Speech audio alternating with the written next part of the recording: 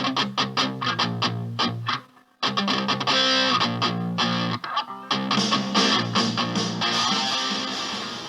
galera, tudo bem com vocês? Estamos aqui de volta para mais um vídeo aqui no Super Acadêmico. E hoje a gente vai falar um pouco de filosofia e literatura, né? Literatura e filosofia.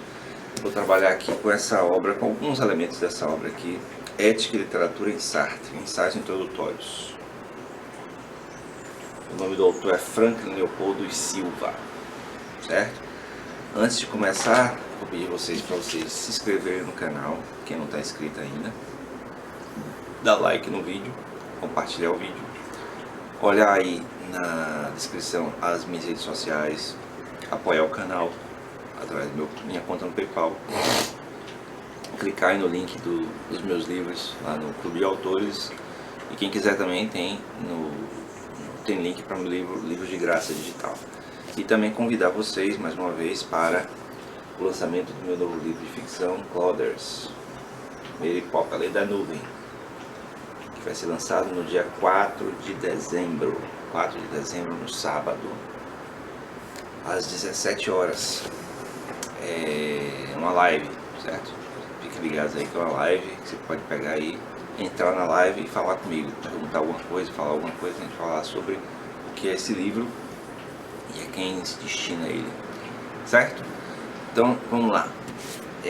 Quando a gente trata da obra de Sartre, né, de Jean-Paul Sartre, que eu já falei aqui em alguns outros vídeos, uma coisa muito importante da obra dele da obra como um todo, né, é que ele escreveu muita literatura, né, peças de teatro, romances, como uma forma de tornar mais acessível ao leitor comum, digamos assim, a quem não é leitor de filosofia, né, que não é versado em filosofia,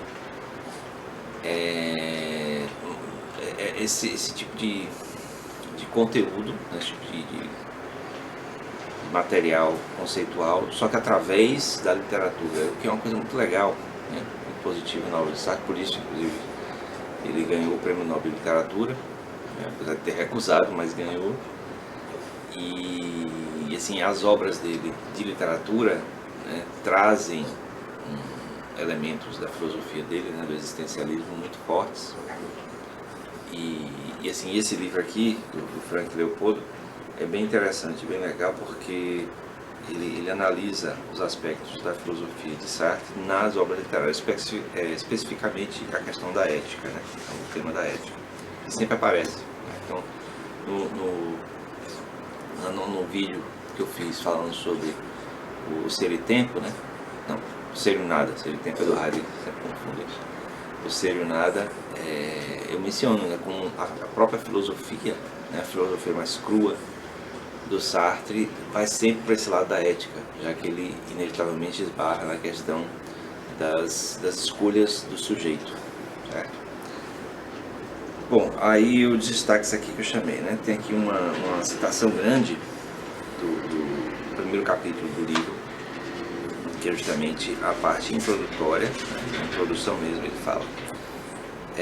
Dizer que no homem a existência precede a essência se não uma fórmula, ao menos uma afirmação geral que somente adquire valor heurístico quando a associamos a uma outra, talvez mais completa no seu conteúdo interrogativo, certo? Então, a essência precede a essência é um dos elementos fundamentais do existencialismo, especificamente do sartriano, mas do existencialismo como um todo. A outra frase, né, que ele menciona o homem é o ser em que o próprio ser está em questão, certo? Então, essa definição do ser humano, né, da natureza humana, né, da condição humana, como sendo aquele ser em que o seu próprio ser está em questão, mais a existência precede a essência, seria algo fundamental no existencialismo, e no sartriano mais ainda. Dizemos que essa afirmação seria mais completa no seu conteúdo interrogativo por duas razões. Isso é ele dizendo, né? Primeiramente, ela enfatiza que o homem é uma questão permanente para si mesmo, e sua definição, entre aspas, não pode ser tomada nem como começo nem como fim da filosofia, já que esta é sempre e continuamente o questionamento sobre a ordem humana, a interrogação do homem acerca de sua própria condição. Isso não tanto porque o homem seja um mistério, entre aspas, para si mesmo, mas porque é uma totalidade nunca acabada. Então o homem está sempre em questão sobre si mesmo, não porque ele seja enigmático, misterioso, mas porque está sempre inacabado. Como está sempre inacabado, então ele está sempre em questão sobre si mesmo. Em segundo lugar, porque fazendo da filosofia a interrogação sobre a ordem humana, o existencialismo sartreano entende que a realidade a ser investigada pela filosofia diz respeito, em tudo e por tudo, ao homem. Certo? Então, é uma filosofia centrada no sujeito, né, no ser humano. Então, esse fundamento vai esbarrar, né, vai resultar na questão ética. Então, aqui tem um capítulo chamado Transcendência do Ego. Então, todo ser humano, né, cada um de nós, tem na existência uma transcendência de si mesmo. Certo? Então, a gente nunca está num modo de existência em si mesmo, certo? É o fato de estar incompleto, inacabado e tal. E aí nessa transcendência do ego, ele vai dizer assim, o cogito, né, lá do Descartes, é obtido como resultado da reflexão. Né? Então, o eu penso é uma reflexão sobre si mesmo, por isso que é eu, é centrado no ego. Então, o eu do eu penso é o eu da consciência refletida e não da consciência reflexionante. Vamos separar, isto é, o eu afirmado no cogito é o eu que aparece como objeto para a consciência reflexionante. Então esse eu do cogito é o ego pensando, é o ego pensado pelo próprio ego. A consciência irrefletida, que é apenas a consciência do objeto transcendente, e a consciência reflexionante, que reflete sobre a consciência irrefletida. Então é a consciência refletindo sobre a própria consciência. Ambos os casos, a consciência de si. Certo? Então, como é uma filosofia centrada nessa questão do eu, né? Esse eu reflexionante, o que reflete, então o Sartre vai sempre puxar para questões das múltiplas e constantes escolhas radicais feitas por nós. Né? Aí tem um capítulo chamado, é o terceiro, Existência e Contingência, comentário de A Náusea. Então, esse autor ele vai comentar, vai usar A Náusea, que é um romance do Sartre, em vários momentos, porque é um romance, assim, é um romance existencialista fundamental. Essa náusea, né, que é falada seria uma espécie de sentimento, né, de sensação desagradável que toma o sujeito, né, toma o ser humano no momento em que ele percebe que precisa escolher e não tem ninguém, não tem nada que escolha por ele. Inclusive, quando você se deixa escolher pela circunstância, por outro, acaba sendo uma escolha também. Então ele vai falar da existência e da contingência, comentando a náusea. A existência, eu falei, seria o que precede a essência. Então nós existimos, no existencialismo, e a contingência seria justamente a condição que nos rodeia. Né? Nós somos contingentes, a gente não pode ser mais assim, não pode ser aquilo que não é. Então estamos sempre dentro de uma certa contingência, a gente não pode, quer dizer, a gente pode até vir a ser uma coisa que não é, mas a gente não tem como mudar o que é contingente na gente, a nossa mortalidade, por exemplo, as nossas condições biológicas, sociais diversas, né, culturais. Aí ele vai trabalhar principalmente com o comportamento do personagem na náusea, que é o Roquetin. O Roquetin era tipo um auxiliar de um nobre, um marquês chamado Rolebon. Então, o Roquetin, ele vinha de um histórico, né, uma condição de muita submissão ao Marquês. E aí, assim, obedecia tudo que o Marquês fazia, né, pedia, e vivia e se comportava de acordo com o exigido pelo Marquês. Quando o Marquês morre, aparece uma novidade na vida do Roquetinho, né, que é ele ter que fazer escolhas por si próprio. E aí, esse conjunto de escolhas por si próprio é que vai causar nele essa náusea, né, essa sensação desagradável o tempo todo. De liberdade, por incrível que pareça, né? Por isso que o Sartre vai dizer, somos condenados a ser livres, né? Então, essa liberdade de escolha causa a náusea. Eu fiz uma ponte com isso com uma coisa que o Hegel, né, aquele filósofo alemão muito influente na obra de Karl Marx, o Hegel vai falar sobre a relação entre o senhor e o escravo, né? Como essa relação é interdependente. Então, muitas vezes, o escravo, quando deixa de ser escravo, se depara com a situação de ter de escolher livremente os seus caminhos. E muitas vezes não consegue, né?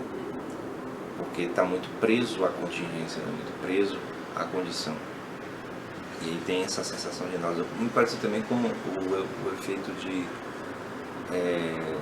institucionalização de prisioneiros, por exemplo. Então, o cara passa muito tempo na prisão, se torna institucionalizado e tem uma dificuldade muito grande de se readaptar à sociedade como cidadão livre, porque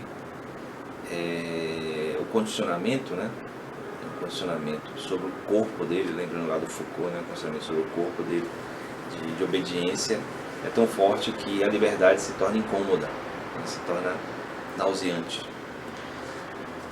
A ordem do vivido só é visível a posteriori. É então que escapamos do acaso. Quer dizer o que é isso? Eu destaquei essa frase. O que nós vivemos, né, no dia a dia, a gente reflete sobre, formula o sentido, digamos assim, depois, a posteriori, quer dizer, depois da experiência. E assim a gente tem a sensação de conseguir escapar do acaso. É mais ou menos assim. Quando um evento acontece com a gente, né, com cada um de nós, o sentido dado para aquele evento é pensado depois, né? É o que meu orientador chama de só depois, só no depois é que vem o sentido. E aí causa a sensação de escapar do acaso, é como se o fato de refletir e produzir um sentido a posteriori, né, depois da experiência vivida, pudesse pegar e dominar o fato de que as coisas, os eventos, os acontecimentos, que não são escolhas nossas, né, não são acaso. É por isso que muitas pessoas, ao relatarem fatos da vida, né, qualquer acontecimento, um acidente, um encontro fortuito, claro, sempre relatam isso como se fosse dentro de um sentido, né? Como se houvesse uma espécie de destino que controlasse aquilo ali e os encontros fossem ligados uns com os outros e não fosse simplesmente fruto do acaso. Então, o jeito de escapar do acaso é justamente essa produção de sentido posterior ao ato, né? ao acontecimento. E por fim, como último comentário, tem a questão da fuga para o em si. Certo? Então, o Roquetinho, né, o personagem da náusea, ele meio que prefere ser submisso a ser livre, para poder sair da náusea, certo? É a escolha dele. E aí ele vai tender a agir sempre com uma espécie de má fé, em que as ações, né, os acontecimentos em que ele se envolve, ele não enxerga, não sei se consciente ou inconscientemente, mesmo Sartre não acreditava muito em inconsciente, mas ele não coloca como sendo um resultado das escolhas dele, né, mas como sendo dos outros. Então ele meio que abre mão da liberdade e responsabiliza não a si mesmo, mas a contingência, né, as contingências, as condições, ou outro, o que seja. E aí, agindo de má fé nesse sentido, abrindo mão não, né? Escolhendo se convencer de que não é livre, de que se manter submisso para poder se livrar da sensação de náusea. Bom, então, assim, como análise da literatura sartreana é muito interessante, porque essas escolhas é que fundamentam a ética, né? A ética humana, né? Se fundamenta no processo de escolha, que para o existencialismo sartreano é uma escolha sempre livre.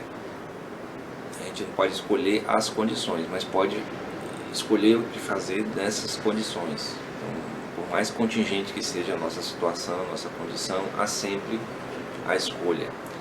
E aí essa escolha traz consequências. E é uma coisa que o Rocketin, né, ele preferiu não assumir as consequências.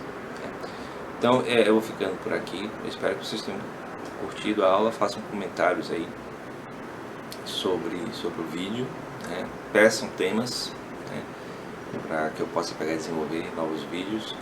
Lembrem de, no dia 4 de dezembro, né, no sábado, assistirem a live de lançamento desse livro aqui, o Coders, certo? É um livro muito bom, muito bom, mas assistam a live mesmo, participem se quiserem, né? O link vai estar aberto para quem quiser participar. E não se esqueça de se inscrever no canal, dar like no vídeo, né? Dá uma olhada aí na descrição, os links que tem lá disponíveis, e até a próxima.